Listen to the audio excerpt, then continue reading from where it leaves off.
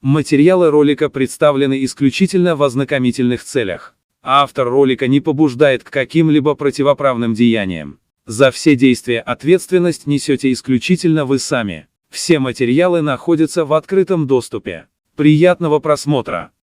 Ассалам алейкум. Сегодня я расскажу вам правду, которую некоторые стараются скрыть или искажают. Шатой – это ингушская земля. Мы разоблачим очередной фейковый ролик, в котором пытаются выдать Шатой за чеченскую территорию, и докажем обратное на основе архивных документов, этнографических трудов и свидетельств самих дореволюционных исследователей. Вначале разберем чеченский ролик, который вы сейчас видите. Может, вам может рассказать про Шатой то, что говорят ингуши. Ну, я так сказал.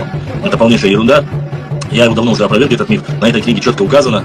Хаккой чеченцы там написано.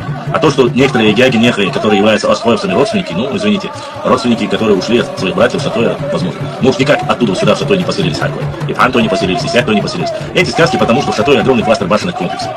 Те же самые Хаккой, во главе Хаккой, воевали против ингушей. Это еще описывается во время царской России, когда убили атагинцев. А что вы знали, в атагах огромное количество Хаккой, Барандуа, Нихуай и так далее, другие тайпы тоже там, Лешмат и остальные. Вот по этому вопросу, никаких вопросов и быть не может, вам за это переживать не стоит, эти сказки мы уже. Этот ролик построен на выдумках, эмоциональных высказываниях и исторической подмене. Ни одного серьезного источника, ни архива, ни факта. А теперь посмотрите второе видео, где как раз и звучит правда, подтверждаемая историческими документами. Как и у нас в обществах. Например, с шатойцами там может быть у других родство, там, например, шатойцы больше родство именно с галгаями. Вот с ними у шатойцев родство. Больше, чем рядом с чеченцами другими. То же самое в других местах. Октябрь 1875 года. Чеченский наиб Атабей Мулла, собрав 1500-тысячную войну, попытался пройти через Галгаевскую стену, но был остановлен ингушами и отброшен обратно к самым границам шатоевского общества. Цитата. Была встреча с значительно большим сборищем галгаев-цеев, немедленно перешла в бегство и преследовалась до самых шатоевских границ. Это прямое доказательство того, что Шатой граничил селом территории Галгая, а не был частью Чечни. Более того, он был внутри сферы единого ингушского общества. Сборник сведений о Терской области, 1878 год. В этом источнике говорится, что название плоскостные чеченцы имеют от прозвища Навчой, а горные, от которых отделились плоскостные, называют себя различно по именам своих обществ. Здесь ясно указывается, что общество Галгай, Акой и Шатой являются наиболее древними среди горных обществ.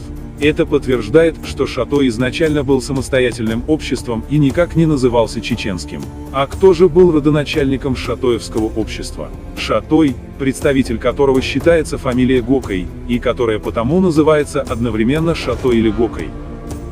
Терский сборник, 1910 год, по имени своего родоначальника Хака, происходящего из ингуш селения Алкун, поселившегося на месте Шатоя 10-12 поколений назад. То есть Шатой основан ингушским родом Хьяккой, который переселился из закровной мести из Алкуна и заселил территорию современного Шатоя.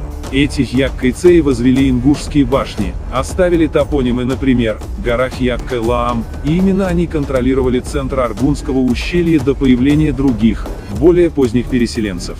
Более того, язык подтверждает этническую принадлежность. Нахчойский язык совершенно сходен только с языком галгаев-цеев.